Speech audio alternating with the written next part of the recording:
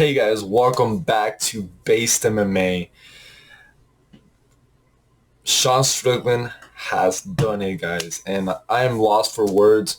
As you guys can tell, I have lost my voice because of so much yelling, guys. I don't hide the fact that I'm not the biggest fan of Israel Adesanya. In fact, I consider myself a hater of the guy. I absolutely despise the guy. I think he's a terrible champion. I think he's incredibly overrated. I think who he is as a person is absolutely terrible. And I'm never going to pretend to be like, oh, Israel Adesanya this and that. And you know what I'm saying? Like, I'm a certified hater. You know what I'm saying? I'm not going to pretend that I'm not. But, even being the biggest Israel Adesanya hater out there, I know there's more of us now. Um, I can't deny that I did not see this coming at all. I did not see this coming at all, and I'm pretty sure most of you didn't see this coming at all. You know, time and time again, this sport has shown us that MMA is absolutely unpredictable. Anything can really happen. You really cannot sleep on anyone, guys. And, I feel like this was another one of those days, and prior to this fight, I think most of us were predicting Israel Adesanya. I personally thought it was one of his easiest matchups to date. And I think there was also a lot of circumstances around this fight that people are not taking into consideration.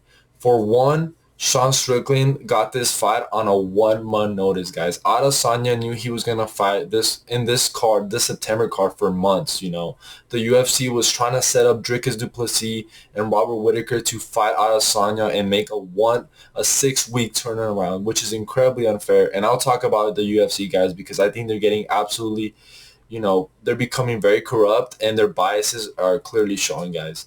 But I'll talk about that later. But yeah, guys, Sean Strickland gets this fight on 1 month notice. He's fighting in the hometown of Israel Adesanya, the home country, right? I mean, I know that this guy claims to be from everywhere, but the reality is that, Adesanya is from Australia. And,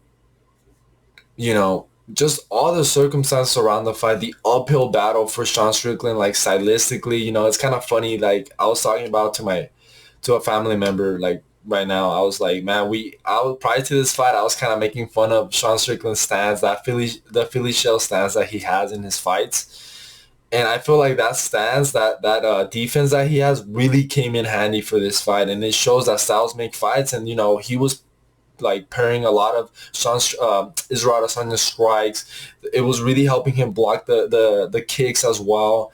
And I think Sean Strickland fought incredibly well, man. I think he did an incredible job of pressuring Adesanya, not getting overzealous when he had him hurt. He had his moments, and it's crazy because Sean Strickland typically goes to a decision. I know he's coming off that knockout or Abus Magomedov, but Abus Magomedov was an unranked fighter that had just one fight in the UFC and had no gas. So let's be honest, like a lot of us didn't really take that fight into consideration. But maybe Sean Strickland is getting better, and I think something that we need to praise besides everything is Sean Strickland's fight IQ and composure in this fight. He looked so composed in there. He looked, he's at the biggest moment of his life and he looked composed. He dropped Israel Adesanya, that could have made him really emotional in the second round and really overzealous. But he stuck to the game plan. He was patient. He pieced them up. He did a really good job of pressuring Israel Adesanya against the fence. He really did a good job of not giving too much space to Israel Adesanya to really throw those crazy kicks. He did a really good job of landing the 1-2, landing the jab, man. That jab was landing all day. It was landing. It was just landing and landing and landing and landing, and it was beautiful to see. And yeah, man, would I have loved for Sean Strickland to finish him in that first round and completely knock him out? Yes, I would have loved that. But to be honest, guys, this was a little bit more satisfying because not only he dropped him in the first round, hurt him terrible, and then was able to win the rounds after and got a domination performance over Israel Adesanya, 49-46. Like, in a way, it was kind of the best of both worlds because we got a highlight of him getting dropped and we also saw him get dominated in the fight. So to be honest, this was the perfect outcome in my opinion. And, props to Sean Strickland. He's the middleweight champion of the world, the biggest upset in middleweight history. Props to him, man. He should celebrate. This is a moment of his career. I mean, prior to this fight, he was saying, man, MMA is everything to him. Fighting is his life, And I know a lot of people kind of hate on Sean Strickland for what he says outside the cage, but, you can't blame the guy because the guy's real. The guy's real. Whatever you want to say about Sean Strickland, the guy's a real guy, and he admits to his mistakes. He admits to all his bad things that he's done in the past, and he is who he is. He owns who he is. He's not pretending to be someone he's not, and that's why we love him. That's why we respect him. Does that mean we agree with everything he says? Absolutely not, but we respect who he is as a person, and, that's the most that anyone could ever ask for. And he really fought perfectly, in my opinion. I think he fought perfectly. Prior to this, making a prediction for this fight, I thought, it was a really uphill battle. I really didn't see a lot of paths to victory for Sean Strickland. I think many of us, can attest that we didn't really see a lot of paths for Sean Strickland. But he got it done, guys. He got it done. And he did it dominantly, 49-46. And this is something that I said in the prediction video. Obviously, I'm not going to claim to say that I predicted that Sean Strickland was going to win, but I did say that, we potentially might be seeing the fall of Israel Adesanya. Like, even though he knocked out Pereira in that second fight, he did look kind of bad in that fight. Like, he knocked out Pereira, I get it, but in that first round, he was getting his legs chewed up. Pereira was looking really good prior to the finish. He got overzealous. He got caught, but I still kind of felt like we were kind of seeing the downfall of Israel Adesanya. I mean, think about the fight before that, the Jerry Cannonier, snooze fest. The Robert Whittaker, a lot of people thought he lost. I thought he lost 3-2, but it was a very close fight, very boring.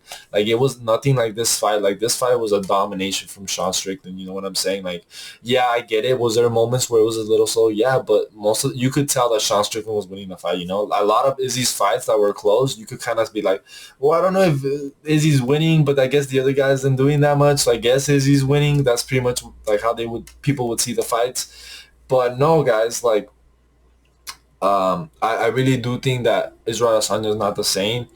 And let's talk about what's next, guys, because I have a lot of thoughts right now, especially at the UFC post-fight press conference where Dana White came out and said that the rematch is what should be next.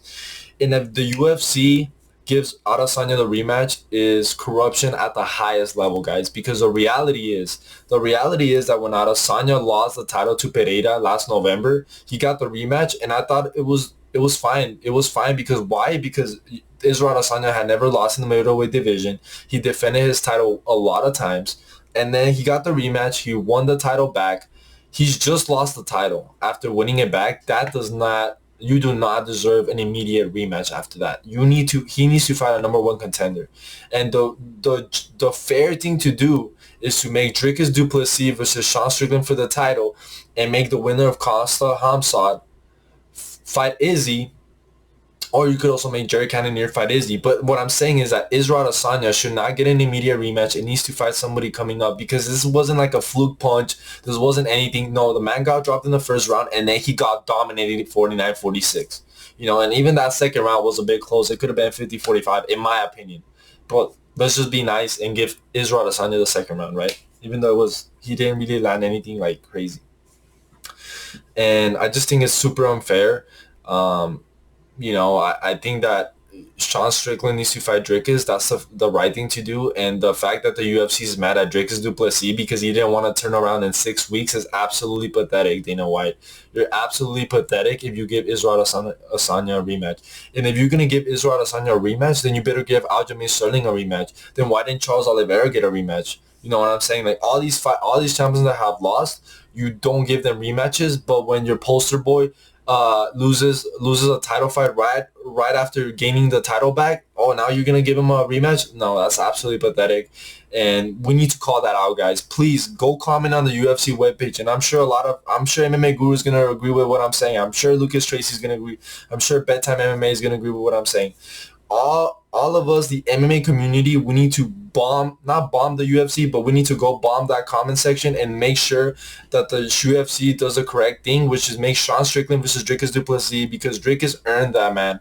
He beat Robert Whittaker in a fight where we all thought he was going to lose. He beat Robert Whittaker for the number one contender. That's how the UFC sold that fight. Robert Whittaker versus Dricus for the number one contender, and now you want to take it back because Israel Adesanya, your poster boy, lost? Unfair. No, that cannot happen. And, you know, that's just kind of my thoughts, man. Honestly, I'm on cloud nine, guys. I'm still, like, processing. Like, I'm still, like, Sean Strickland just shocked the world. But anyway, guys, I'm losing my voice. Those are my thoughts on UFC 293. Manel Cap is based as hell. My new favorite flyweight now. But anyway, guys, I hope you guys had a good one. I hope you guys enjoyed the fights. Thank you, guys. Please make sure to like the channel, subscribe, share it with your friends, comment down below, and I'll see you guys in the next one.